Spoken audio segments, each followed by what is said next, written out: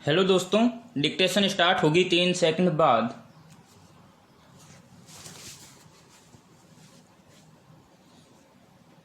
Start. दूरसंचार के क्षेत्र में 100% विदेशी प्रत्यक्ष निवेश की मंजूरी से इस क्षेत्र में तेजी से सुधार की उम्मीद की जा रही है। स्टॉप। अभी तक इसमें 49% FDI की इजाजत थी। स्टॉप। दरअसल पिछले कुछ समय से दूरसंचार कंपनियां काफी दबाव महसूस कर रही थीं। स्टॉप। प्रमुख दूरसंचार कंपनियों पर बड़ी देनदारियां हैं। स्टॉप। सरकार लगातार उन्हें चुकाने का दबाव बनाती रही है, पर वे आंशिक भुगतान ही कर पाई हैं। स्टॉप। हालांकि पिछले दिनों इसके लिए कंपनियों को अपने शुल्कों में बढ़ोतरी भी करनी पड़ी। स्टॉप। इस तरह प्रतिस्पर्धी माहौल कुछ असंतुलित होता दिखने लगा। स्टॉप। ऐसे में सरकार ने न सिर्फ दूरसंचार कंपनियों में विदेशी निवेश की छूट, बल्कि उन्हें बकाया रकम चुकाने की 4 साल की मोहलत भी दे दी है। स्टॉप। अब समायोजित सकल राजस्व यानी AGR की परिभाषा भी बदली जाएगी, जिसके तहत कंपनियों को केवल दूरसंचार से संबंधित आय पर कर भुगतान करना पड़ेगा। स्टॉप। उससे जुड़े दूसरे कारोबारों को उसमें समायोजित नहीं किया जाएगा। स्टॉप। नए नियमों के तहत स्पेक्ट्रम खरीद को भी लचीला बनाया गया है और अगर कोई कंपनी चाहे, तो 10 साल बाद अपना स्पेक्ट्रम वापस भी कर सकती है। स्टॉप। स्वाभाविक ही सरकार के इस फैसले से दूरसंचार कंपनियां संतुष्ट और उत्साहित हैं। स्टॉप। उनका कहना है कि इस फैसले से डिजिटल इंडिया के सपने को गति देने में काफी मदद मिलेगी। स्टॉप। पैरा। दूरसंचार के क्षेत्र में प्रतिस्पर्धी वातावरण बनाने के उद्देश्य से निजी कंपनियों को बढ़ावा दिया गया था। स्टॉप। उनमें प्रत्यक्ष विदेशी निवेश की सीमा 49% तक कर दी गई थी। स्टॉप। निस्संदेह उसका लाभ भी मिला। स्टॉप। निजी कंपनियों के इस क्षेत्र में उतरने से मोबाइल और इंटरनेट सेवाओं में तेजी आई। स्टॉप। स्पेक्ट्रम नीलामी से सरकार का राजस्व भी बढ़ा। स्टॉप। प्रतिस्पर्धी वातावरण का ही नतीजा है कि कंपनियों ने अपने ग्राहक बनाने के लिए अपनी दरों में लगातार कटौती की। स्टॉप। अब हर घर तक मोबाइल और इंटरनेट सेवा की पहुंच सबकी क्षमता के भीतर सुनिश्चित हो रही है और दूरसंचार के मामले में भारत दुनिया में सबसे तेजी से विकसित होता कारोबार बन चुका है। स्टॉप। मगर पिछले कुछ समय से सरकार की नीतियों और नियामक कठोरता की वजह से कंपनियों पर देनदारियां बढ़ती गईं। स्टॉप। उन्हें स्पेक्ट्रम की फीस चुकाना भारी पड़ने लगा। स्टॉप।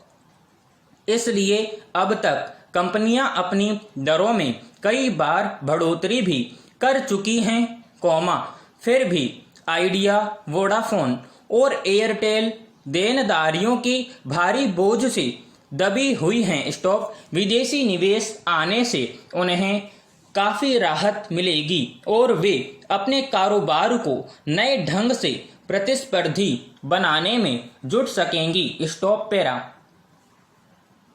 दूरसंचार के क्षेत्र में विस्तार पर केंद्र सरकार का जोर रहा है। स्टॉप। डिजिटल इंडिया नारे के साथ बहुत सारी सरकारी योजनाओं और गतिविधियों को इंटरनेट से जोड़ा गया है। स्टॉप। जब तक दूरसंचार की पहुंच सुगम और विश्वसनीय माध्यम के रूप में स्थापित नहीं किया जाएगा, तब तक लोगों को सही ढंग से योजनाओं का लाभ पहुंचा पाना संभव नहीं होगा। स्टॉप। अभी कोरोना काल में जिस तरह इंटरनेट के माध्यम से ही बच्चों की पढ़ाई लिखाई संभव हो सकी, उसमें दूरसंचार कंपनियों की भूमिका ज्यादा महत्वपूर्ण साबित हुई है, मगर अब भी दूर दराज के गांवों तक तेज गति से इंटरनेट की सुविधा उपलब्ध न होने से कई तरह की दिक्कतें पेश आ रही हैं। दुनिया के तमाम विकसित देश संचार के मामले में हमसे कहीं आगे हैं, जब तक उनकी गति से हम चलना नहीं सीखेंगे, कारोबार आदि के मामले में भी पीछे बने रहेंगे। इसलिए सरकार के ताजा फैसले से दूरसंचार कंपनियों को नई ऊर्जा मिलेगी और स्वाभाविक रूप से इसका लाभ आम नागरिकों को मिल सकेगा। किसी भी देश में लोकतंत्र अपने नतीजे में भ्रामक हो सकता है, अगर वहां चुनाव में वोट लेने के लिए राजनीतिक दल मतदाताओं को पैसे या तोहफों का प्रलोभन दें।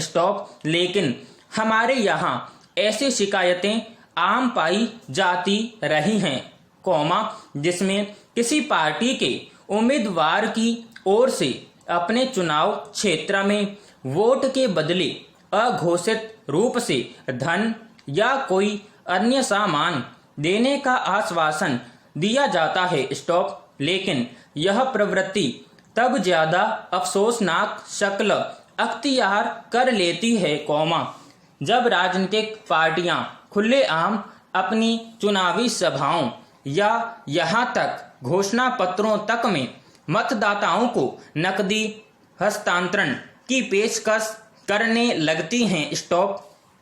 निश्चित तौर पर यह लोकतंत्र का मजाक बनाने से कम नहीं है और ऐसे मसलों पर चुनाव आयोग को सख्त कार्रवाई करनी चाहिए। विडंबना यह है कि न तो चुनाव आयोग अपनी ओर से ऐसे मामलों में कोई पहल करता है और न शिकायतों पर ही गंभीरता दिखाई जाती है।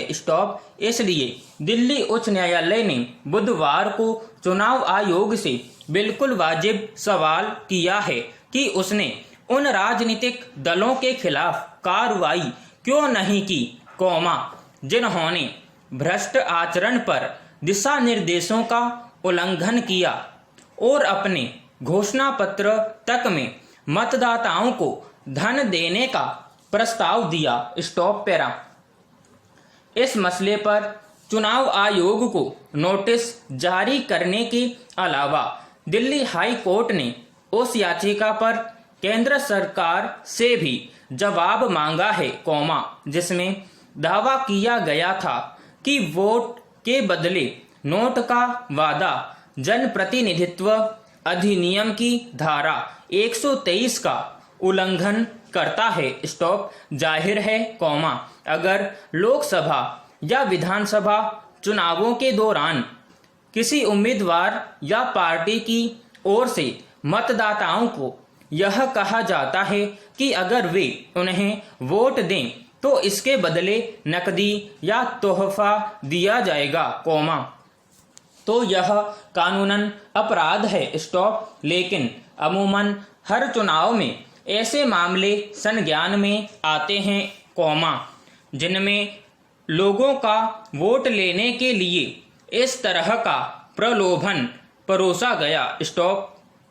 यह वैसी प्रवृत्तियों के अलावा है, जिसमें मतदान के दिन या उससे ठीक पहले मतदाताओं के बीच चोरी छिपे नकदी या शराब बांटकर उनका वोट हासिल करने की कोशिश की जाती है। यानी पर्दे के पीछे चलने वाली गतिविधियां जहां आम लोगों की दृष्टि में अवैध और गलत होती हैं, वहीं पार्टियों की ओर से सभाओं या घोषणा पत्रों में जब इस तरह की पेशकश की जाती है तो उसके प्रति नजरिया बदल जाता है। यह इस अवैध हरकतों की ज्यादा बड़ी जटिलता है।